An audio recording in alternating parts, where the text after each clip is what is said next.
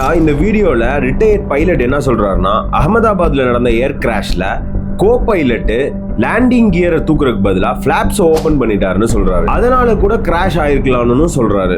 இவர் சொல்றதை பத்தி நம்ம ரிவ்யூ பண்றதுக்கு முன்னாடி இவர் சொல்ற இந்த பிளாப்ஸ் லேண்டிங் கியர் அப்படின்னா என்னன்னு பார்ப்போம். லேண்டிங் கியர்னா பிளைட்டோட வீலுங்க.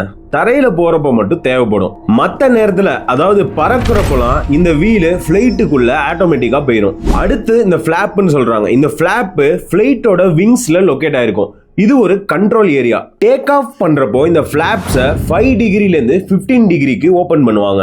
ஏர்கிராஃப்ட் டைப், ரன்வே லென்த்தை பொறுத்து மாறும். பிளைட் டேக் ஆஃப் ஆகிறப்ப இந்த பிளாப்பை பைலட் ஃபுல்லா ஓபன் பண்ணிட்டார் அப்படின்னு சொன்னா அதிக அளவுல டிராக் உருவாகி பிளைட் அப்படியே டிசென்ட் ஆக வச்சிடும், அதாவது கீழே தள்ளிடும். சோ பிளாப்பை எப்போ ஃபுல்லா ஓபன் பண்ணுவாங்கன்னா லேண்டிங் பண்ணுவாங்க. அதுவும் 30 டிகிரி டு 40 டிகிரி தான் ஓபன் பண்ணுவாங்க. இப்படி லேண்டிங்க்கு முன்னாடி ஃபுல்லா ஏன் ஓபன் பண்றாங்க அப்படின்னா பிளைட்டோட ஏர் ஸ்பீடை ஸ்லோ பண்ணி வேகமா தரையிறங்க, அதாவது டிசென்ட் ஆகுறதுக்கு யூஸ் பண்றாங்க. இந்த பைலட் சொல்றபடி நடந்திருக்கிறதுக்கான வாய்ப்பு ரொம்ப ரொம்ப கம்மிங்க. ஏன்னு சொன்னா இந்த லேண்டிங் கியரும் பிளாப்ஸும் காக்பிட்ல வேற வேற இடத்துல இருக்குங்க. அதாவது இந்த லேண்டிங் கியர் கண்ட்ரோல் வந்து ஃப்ரண்ட் இன்ஸ்ட்ருமெண்ட் பேனல்ல இருக்கு. அதே மாதிரி பிளாப்ஸ் சென்டர் பெடஸ்டல், அதாவது பைலட் 2 பேருக்கும் நடுவுல சில கண்ட்ரோல்ஸ்லாம் இருக்குல்ல, அந்த இடத்துல தான் பிளாப் இருக்கு. கொஞ்சம் ரியலிஸ்டிக்கா யோசிச்சு பாருங்களேன். இதை நம்ம காரோட கம்பேர் பண்ணி பார்ப்போம். கார் ஓட்டிட்டு இருக்கீங்க, பக்கத்துல உள்ள உங்க ஃப்ரெண்டு பாட் ஆஃப் பண்ண சொல்றாரு.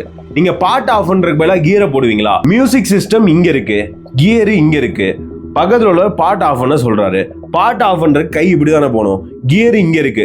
சோ கோ பைலட் மிஸ்டேக்கா இதை பண்ணியிருந்தா கூட இந்த அளவுக்கு பிளண்டர் மிஸ்டேக்கா பண்ணிருக்க வாய்ப்பு கிடையாது. ஒரு கேப்டன் சொல்லி கோ பைலட் வந்து இந்த மாதிரி ஆக்ஷன் பண்றாரு அப்படின்னு சொன்னா அது ஒரு ட்ரெயினி பைலட்டாவோ இல்ல சிமுலேஷன்ல ஓட்டக்கூடிய ஒரு பைலட்டாவோ தான் இருக்கணும். இந்த மாதிரி ஒரு ப்ரொஃபஷனல் பைலட் ஆல்ரெடி இத்தனை ஹவர்ஸ் ஓட்டக்கூடிய ஒரு பைலட் இந்த மாதிரி ஒரு மிஸ்டேக்கை பண்றதுக்கு வாய்ப்பு ரொம்ப ரொம்ப கம்மிங்க.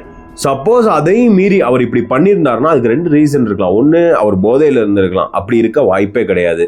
2வது, அவர் சிவியர் டிப்ரெஷன்ல ஸ்ட்ரெஸ்ல இருந்திருக்கலாம்.